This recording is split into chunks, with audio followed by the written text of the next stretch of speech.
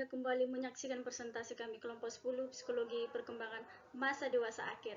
Bersama kami, saya Apriani dan teman-teman saya Adilina dan Noni.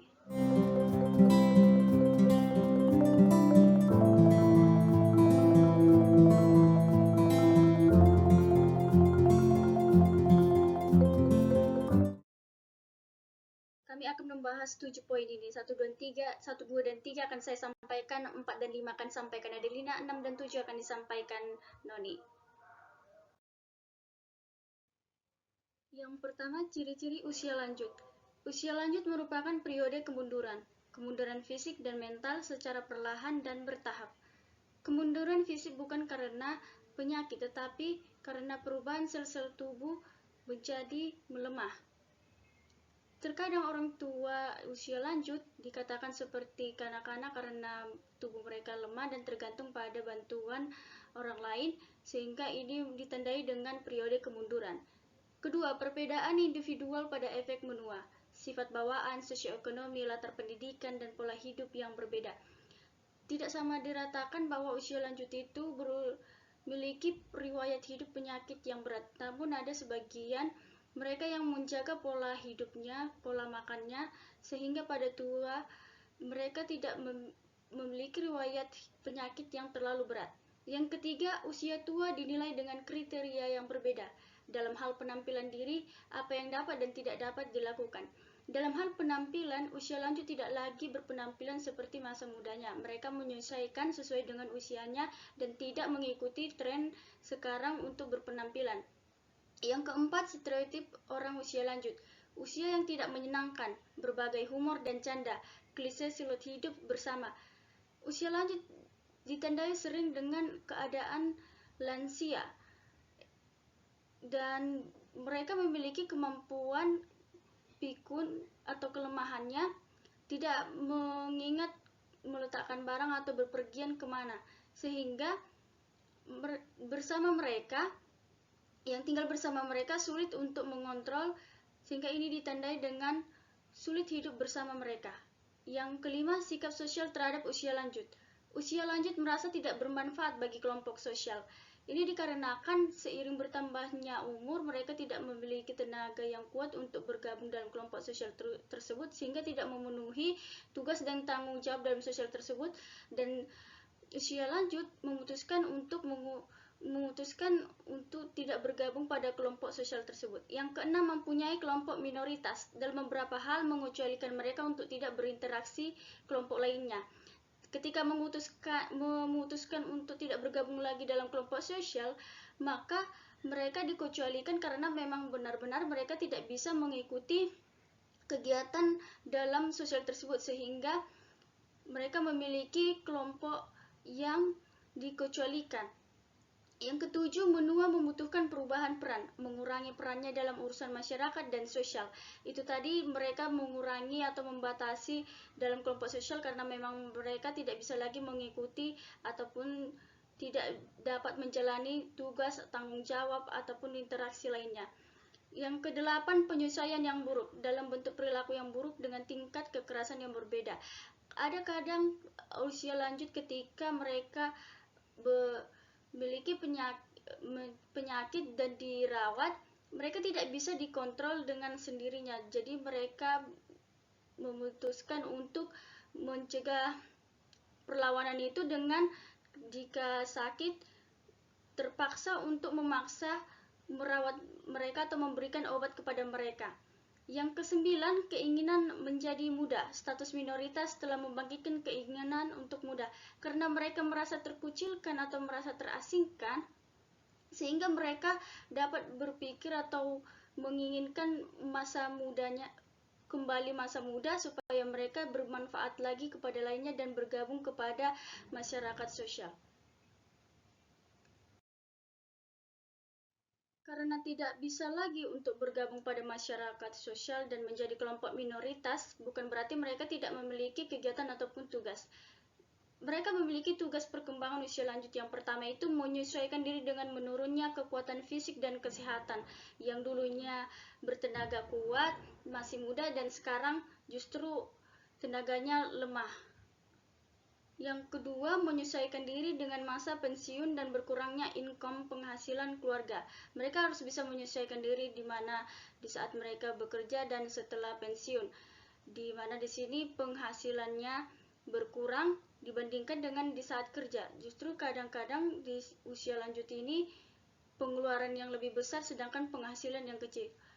Yang ketiga, menyesuaikan diri dengan kematian pasangan hidup. Lansia yang sudah hidup lama dan ditinggalkan pada saat usia tua akan berlarut-larut dalam kesedihan tersebut.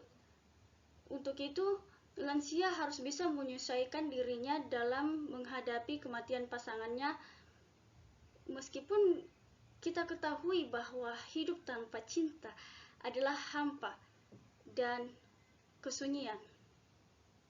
Yang keempat, membentuk hubungan dengan orang-orang yang seusia.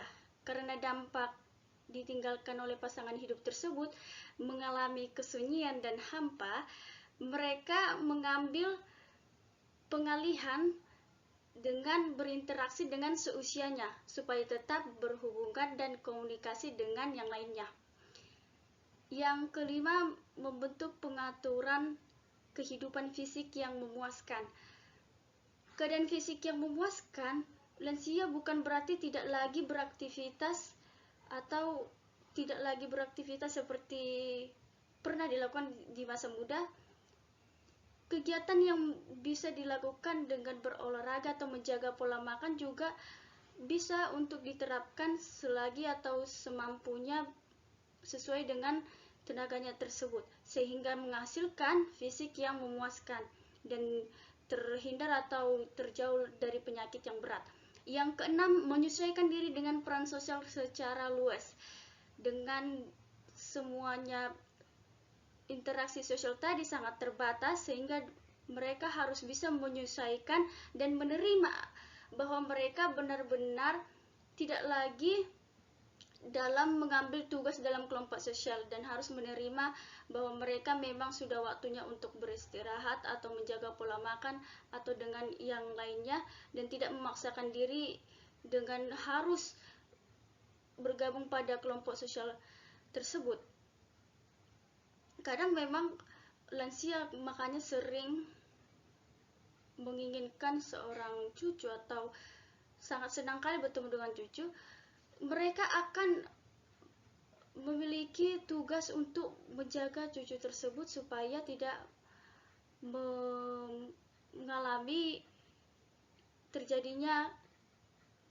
tidak terjadinya terasingkan, sehingga peran mereka yang dulunya bekerja dan sekarang untuk menjaga cucu mereka ini ada juga ditandai dengannya adanya perubahan peran.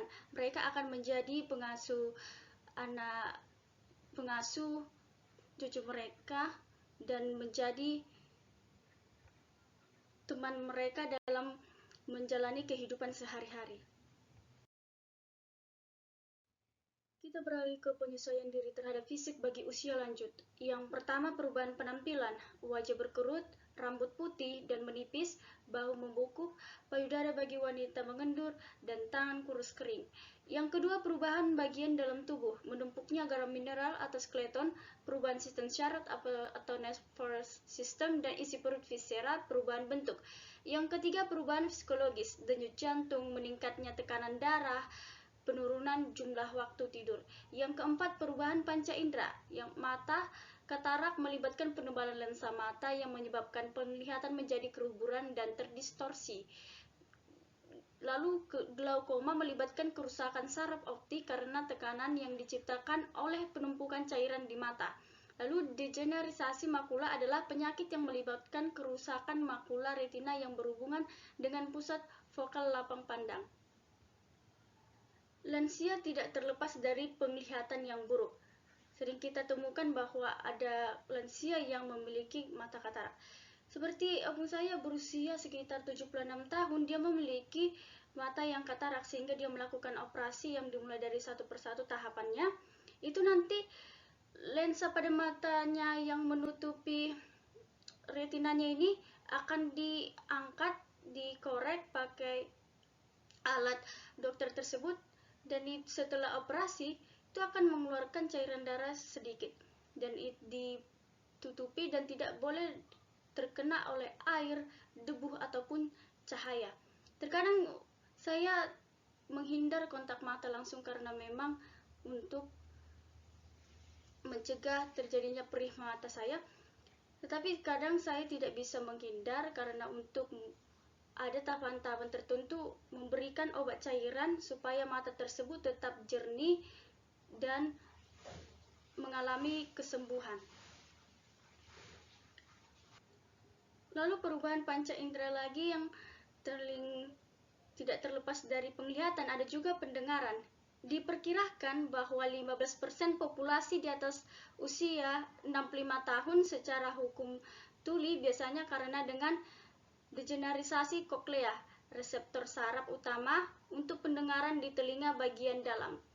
Seperti kita lihat, ibu ini ketika berbicara kepada mamanya tidak mendengar apa yang dibicarakan. Seperti contoh, ibu ini bertanya, "Oma ngamang ako?" Ibunya menjawab, "Ahanimu?" "Ngamang ako?" "Aha donimu?" "Daku bege naku kek donimu." Lalu ibu tersebut menguatkan lagi volume suaranya untuk supaya apa yang disampaikannya ini supaya didengar. "Ngamang ako?" Lalu ibunya menjawab kembali, "Ai gogo ma suara mi ulun manunggaki doi botoho." Padahal sebenarnya lansia ini tidak menyadari bahwa pendengaran mereka itu sudah berkurang, sehingga ketika kita berbicara pelan salah, berbicara kuat salah. Lalu kita harus bisa menyesuaikan bahwa pendengaran lansia memang seiring bertambahnya berkurang. Kita harus bisa juga menyesuaikan mereka ketika kita berbicara kepada mereka. Yang artinya tadi di sini anaknya tadi itu bertanya apakah sudah makan mamanya, tapi mamanya menjawab apa yang kau bilang tapi tidak dengar, dan dia mengatakan yang kau bilang yang kukek itu yang apa untuk memanggil apa kue itu ya. Jadi karena dia tidak jelas mendengar, dia mengatakan bahwa dia mengatakan kukek itu karena tidak jelas pendengarannya. Lalu ketika dia menguatkan suaranya, ibu tersebut mengatakan bahwa dia berbicara sangat keras, cuma membentak-bentak taunya gitu.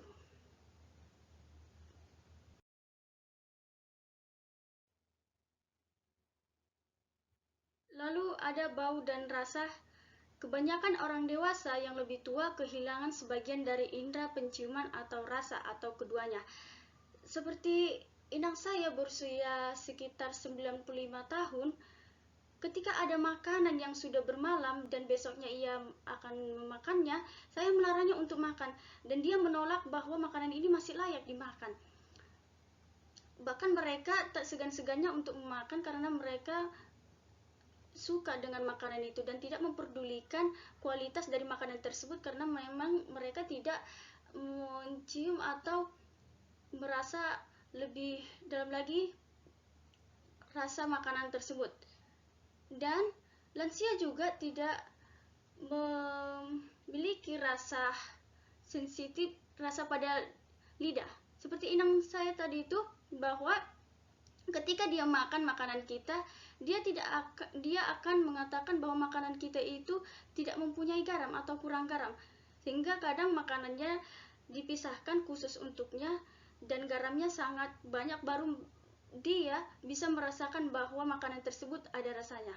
Sehingga kadang kalau misalnya saya diberikan makanannya saya tidak mau, tapi kadang kalau menolak, ya dia memaksanya, terpaksa saya makan dengan dalam keadaan asin. Tentu dalam keadaan asin cocok untuk lidahnya karena memang lidahnya tersebut sudah berkurang rasa pencicipannya. Yang terakhir, sentuhan dan nyeri. Orang dewasa yang lebih tua kurang sensitif terhadap rasa sakit dan lebih sedikit menderita daripada orang dewasa yang lebih muda. Orang tua tidak sensitif lagi ketika mereka mengalami sakit yang ringan. Mereka tidak berlarut-larut dalam penyakit mereka, menggerakkan tubuh tersebut sehingga seolah-olah tidak ada serangan penyakit yang ringan, contoh misalnya batuk atau pilek atau demam atau segala macamnya. Tapi ini akan berdampak negatif, seakan-akan nanti penyakit tersebut semakin berat atau semakin menyebar ke seluruhnya. Dan ini yang perlu harus diwaswaskan, walaupun terkadang rasa sakit itu diabaikan karena kualitas sensitifnya itu berkurang. Contoh seperti inang saya yang 95 tahun itu, di bagian tangannya itu sudah kulitnya mengendur. Itulah tadi adanya penumpukan garam tersebut. Kadang saya pernah iseng untuk mencubit tangannya, dia tidak ada reaksi atau respon, dan ketika saya bertanya, dia tidak sakit walaupun dia sudah melihat saya mencubitnya. Lalu saya kembali lagi mencubitnya dan memutarnya lagi, dia tidak merasakan sakit tersebut. Tapi karena semakin seringnya, kadang dia mengatakan, "Ngai cubit to, ibu terhomu senang." Tapi sebenarnya dia tidak merasa sakit, cuma merasa ya greasy gitu. Lalu ke perubahan seksual, aktivitas seksual menurun hingga tahun-tahun terakhir kehidupan. 73% orang berusia 57 hingga 64 tahun, 53% orang berusia 65 hingga 74 tahun, dan 26% orang dewasa berusia 75 hingga 85 tahun melaporkan bahwa mereka aktif secara seksual. Sini ada aktivitasnya memang seksual menurun dan aktif. Yang menurun ini ya memang karena fisiknya sudah tidak lagi memenuhi dalam fisiknya tersebut sehat atau sudah mengalami sakit yang di dalam tubuhnya, atau ada juga secara aktif karena mereka memang sudah masih bisa dalam keadaan sehat secara fisik dan juga karena masih ada pasangannya.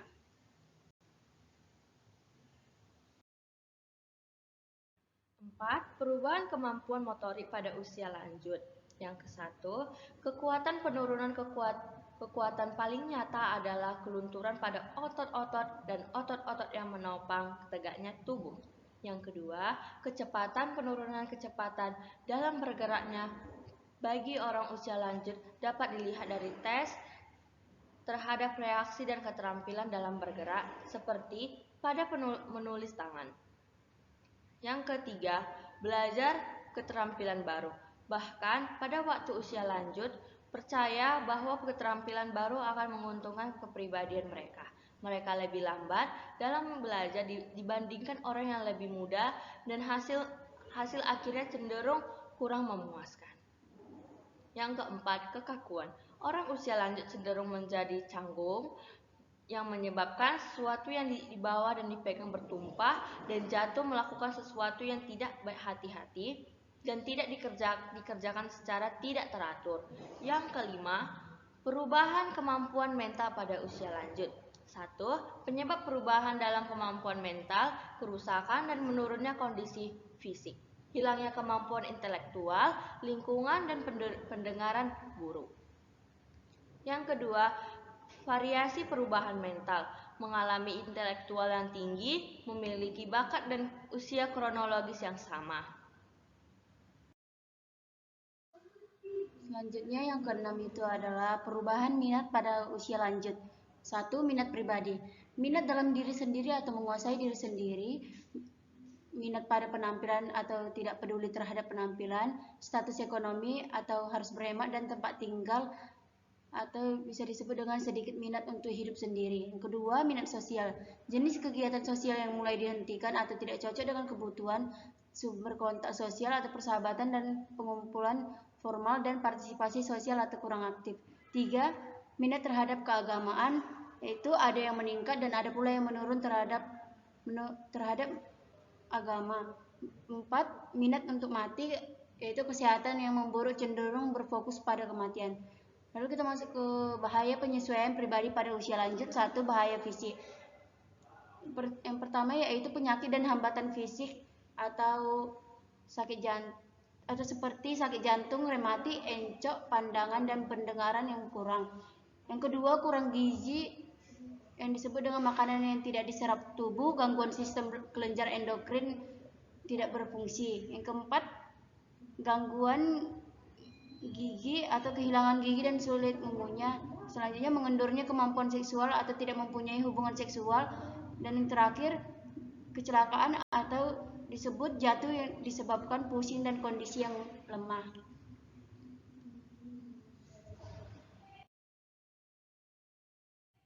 Lalu kita masuk ke bahaya penyesuaian pribadi pada usia lanjut. Bahaya psikologis yang pertama, menerima pendapatan klise tentang kebudayaan.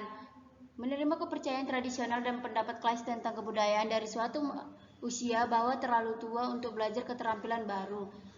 Kemudian pengaruh perubahan fisik pada usia lanjut, perasaan rendah diri dan hilangnya daya tarik pada kelompok sosial.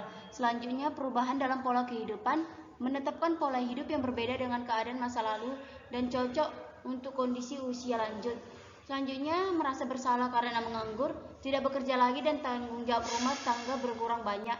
Selanjutnya berkurangnya pendapat, setelah pensiun banyak orang lanjut yang tidak dapat memanfaatkan waktu luangnya dengan kegiatan yang produktif. Dan yang terakhir pelepasan kegiatan sosial atau kondisi kesehatannya memburuk, sumber orang usia lanjut sangat sedikit, keuangan terbatas. Adapun kesimpulannya, usia lanjut dimulai umur 60-70 dan lansia akhir 70 ke atas. Tanda-tanda penuaan yang paling jelas adalah kulit keriput dan bintik-bintik penuaan pada kulit. Orang menjadi lebih pendek sering bertambahnya usia dan berat badan mereka sering menurun setelah usia 60 tahun karena kehilangan otot. Gerakan orang dewasa yang lebih tua melambat di berbagai tugas gerakan. Perubahan fisik termasuk perubahan dalam penampilan, perubahan yang berbeda pada sistem organ dalam, perubahan dalam fungsi psikologis, perubahan pada masa sistem syarat, dan perubahan penampilan dan kemampuan seksual. Yang ketiga, perubahan dalam hal minat dan ketertarikan disebabkan oleh banyak faktor. Faktor yang paling bersifat umum adalah memburuknya kondisi kesehatan dan status ekonomi, tempat tinggal yang berubah, dan dalam status perkawinan serta perubahan dalam nilai. Yang terakhir, berhenti dari kegiatan sosial merupakan ciri-ciri orang usia lanjut yang mungkin dilakukan secara sukarela atau terpaksa. Namun demikian, pelepasan kegiatan sosial secara sukarela lebih jarang terjadi dan kurang umum dibandingkan dengan penghentian secara terpaksa.